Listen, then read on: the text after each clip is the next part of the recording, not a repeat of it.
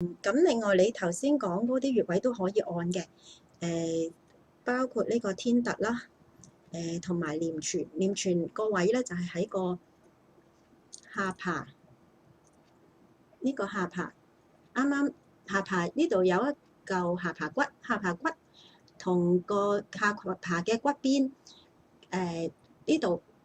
咁其實呢個位可以用嚟按㗎，因為呢個位幫你鬆翻條頸嘅肌肉。因為有時我哋咳咧係因為頸嘅肌肉受咗風寒之後咧，頸肌縮緊咗，咁壓迫到血嗰條氣管，咁就會咳咯。咁所以你按呢個位，按呢個位，咁同埋按鬆肩頸呢啲位，呢啲位都可以按嘅。